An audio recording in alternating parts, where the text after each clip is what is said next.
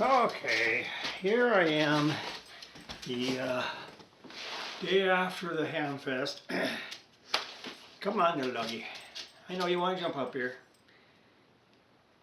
Would have been fun if I brought the dog with me, but of course, Chubby is not really good in the car. He tends to, well, even going to the vet, which of course I gotta cover his ears when I say that because he doesn't like to go to the vet because every time I take him to the vet he gets a shot, normally for rabies or something else. But anyway, yeah, he would not have been good on a trip like that. It would be, well, it took us an hour and 45 minutes to get up there, and it took the same to get back. And by the time we were getting back, it was starting to snow going over the summit, so we're glad it didn't continue on that much, but they did say it was going to be 3 to 5 inches, so it wasn't still going to be that bad. But the other thing, I was going there really just to find some small parts and stuff. Ron was pretty much going to do the same thing, but his sales resistance wasn't as good as mine was, because I never got anything when I was there. Ron picked up a, let's see, what was it? It was a calibrator, no, a frequency counter, I take it back. It was a frequency counter that would go along with one of his radios he'd had, was made during World War II. And the guy originally wanted $25 for it. Ron says, well, you take 20? He says, yeah, okay, no problem. So he got one of those, and he got some other little small parts he needed, but altogether, he spent like 24 bucks, I think, altogether for stuff there. That was it. And they really had no small parts. Well, they had small parts, but they were really, really low voltage things. I mean, it would only be good for if you're going to use maybe on transistor projects or stuff, but you know, a lot of the stuff I have is all tubes, so I'm working on most of the time. But anyway, I went ahead and I started ordering parts off of Amazon and eBay, and just happened to notice today I got my Amazon order showed up today, and it was like, well, here it is right here. Little figure. It's in the bag like that. And I get parts in bulk anyway. So it was 20 electrolytic capacitors, 22 microfarads at 450 volts. So it would work on a lot of radio projects. And I guess I had 20 of them for $7. Include, you know, it's free shipping since I have Amazon Prime. So yeah, so that was okay. And I ordered some other smaller capacitors. Normally I order 0.05 and 0.005 caps, because a lot of times those are pretty much a lot of the ones they use in some of these radios. I do have other stuff behind me here. I have stuff I have used back here, but they're kind of the oddball things. And then also, this is also bulk, and it's pretty good.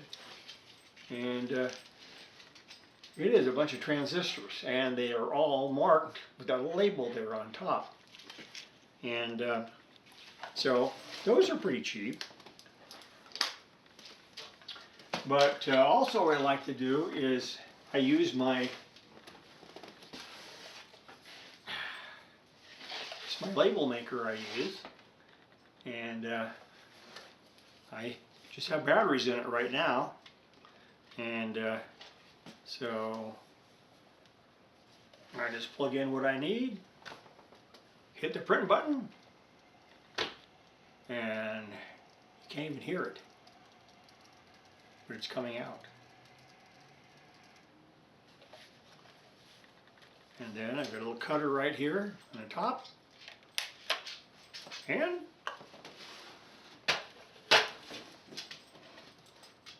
Well, just like that, you have a label you can use on your bin, whichever you want to use it here. And these like to split in half.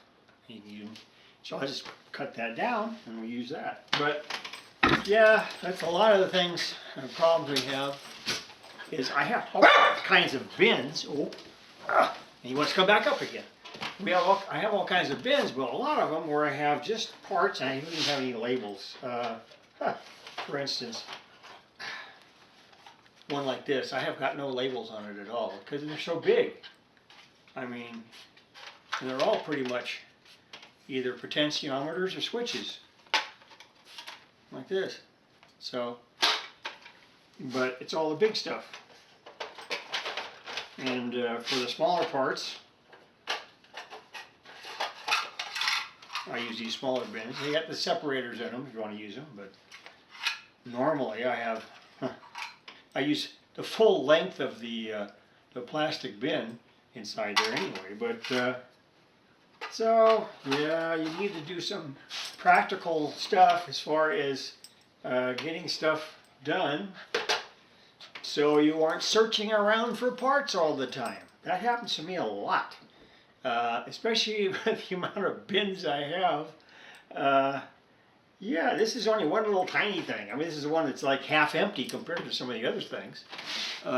These behind me, I mean, I've had these for a while, but they're pretty long. But you got those. But it's always handy to have the little reference card to go with them. This one actually came from Just Radios, and they supply that when you buy stuff from them. And it shows all the capacitor codes on the back so that you know what the sizes are. So it's always handy to have. And then also, like in this case here, I didn't have that many in there, so 0.02 and 0.03 microfarad capacitors. But some of the little steps you can do to try to keep from giving yourself headaches you don't need when you're repairing a radio.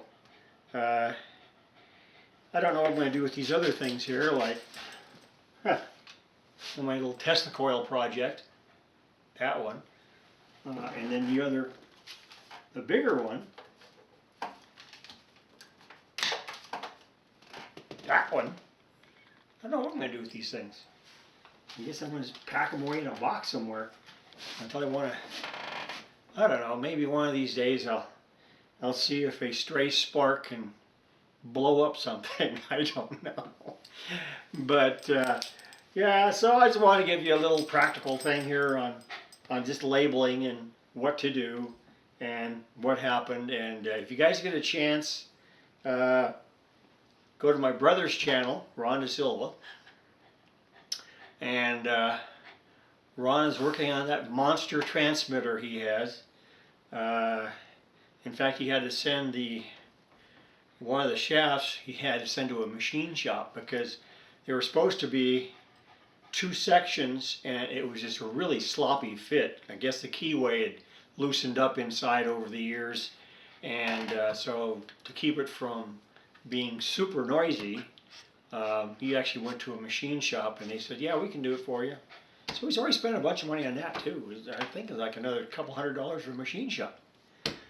But anyway, if you go to his channel, and I'll put a link in my in my video here, and you can take a look at his channel.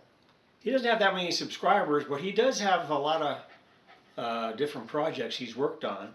Most of the time, though, he uses his cell phone for everything. So just because he happens to be out in the garage working on this stuff, and cell phones, the thing he has right on him all the time. So that's what he uses. So anyhow, you can take a look at that. So that'll be it for now. Now I'll talk to you guys later. Oh, gotta get the dog down. Oh, there we go.